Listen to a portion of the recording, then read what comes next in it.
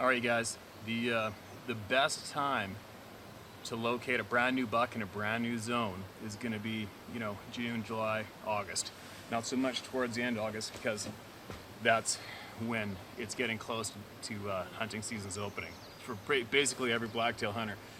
And if you're a mature buck, you know it, and you start to disappear within 2 to 3 weeks before hunting starts. So if you're curious about a spot, wondering if you're going to find a brand new buck to hunt, use a salt lick, throw it down on a game trail, and it's like throwing the dice. I know there's a nice big buck or two, one for sure, that uses this trail in the fall. I tried to use a salt lick on him here last year, but he didn't show until September, and by then there's no interest in salt. So, but you never give up.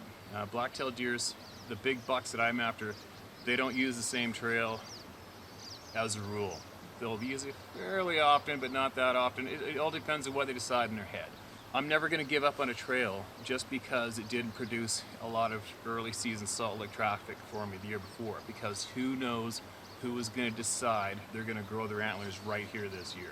So that's why I never give up on a spot. I might have a lick spot out I'm trying for 1 year or 2 seasons, and it's not paying off with big velvet bucks, but it's coming. Eventually there is going to be a big hammer buck who decides to not go anywhere, and he's going to hold up in this general area. He's going to hit this salt lick, and I'm going to get him on the camera, and then boom, I know he's alive, I know he's there, and it gives me more enthusiasm and more purpose and another target to pursue in the fall.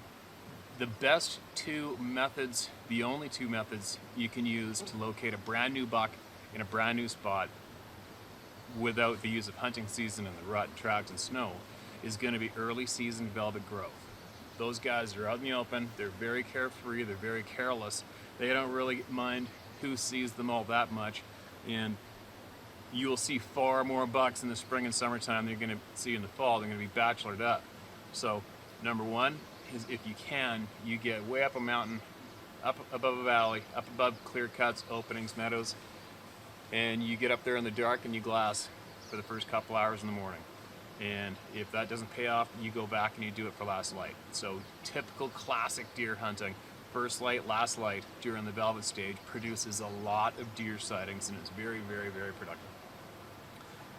The second and only other method that I'm familiar with locating a big new buck in a new zone is going to be throwing the dice with a salt block and a box of coarse salt and a camera, chucking it out in a zone on a trail, out of sight from other human traffic, big time, and hope for the best.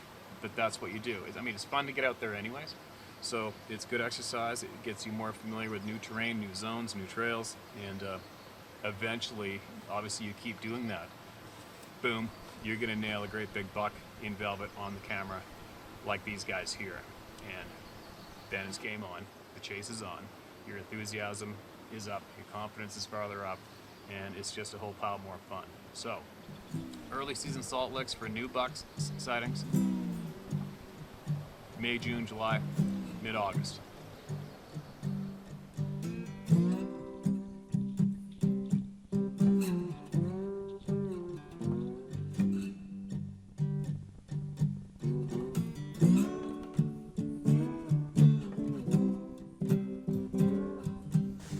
Look at that old boy.